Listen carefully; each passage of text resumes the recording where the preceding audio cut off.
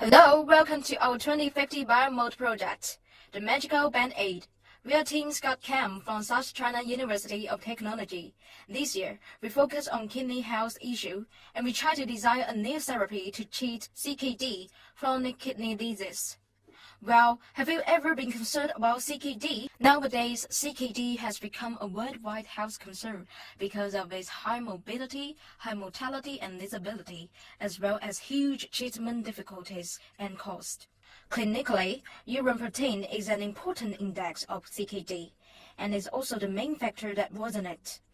Therefore, reducing or eliminating the leakage of urine protein is the key to treating CKD.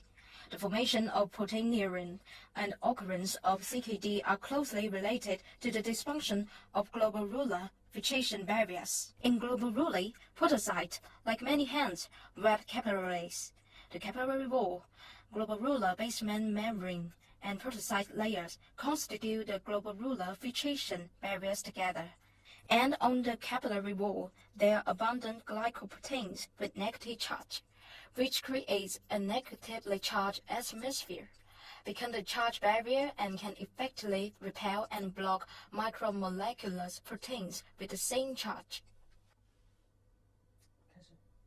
Well, different podocytic processes stagger well to form a membrane with channels ranging from 25 to 14 nanometers, which we call slit diaphragm in medicine. Because of the slit diaphragm with the special size, the membrane becomes the mechanical barrier, which can prevent micromolecules linking. However, when the membrane is damaged, the podocytic processes will fuse together. The size of channels will increase, and the selected permeability of mechanical barrier will decrease, so the micromolecules will not be broken, and they can escape from the damaged membrane freely. In the meantime, plenty of glycoproteins on capillary walls will fall off, so the negative charge of entire barriers cannot be maintained. The situation mentioned above is the fundamental cause of CKD. It is also a major problem that needs solving. So how do our team solve the problem? Firstly, we designed a star-shaped biomolecules, which have a core with 16 tentacles and has 6 arms. Here the arm is formed by polymerizing about 15 lactic acid molecules, and the star-shaped biomolecule is negative charge because of its terminal hydroxyl of arms modified by a chemical process. We make the star-shaped polylactic acid molecule with a self-assembly unit, and we hope to synthesize porous polymer membrane (PPM), which mimics the structure and function of glomerular filtration membrane.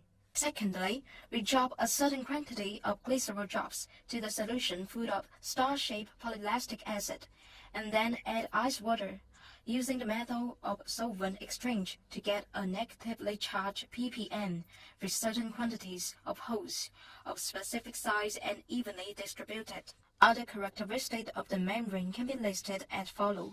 First, the size of the membrane is about 200 nanometers. Second, the diameter of holes range from 20 to 30 nanometers. Third, its electric potential is about minus 50 millivolts.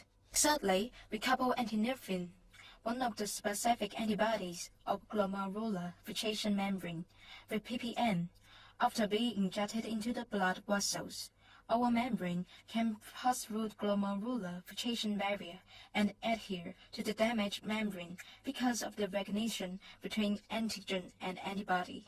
Finally, the membrane we synthesize can help to filter micromolecules, release the burdens of damaged membrane, save enough time for it to self-heal. Well, is it effective in living organisms? We established nephropathic mouse models and divided mice into 3 groups. Group 1 was the blank control.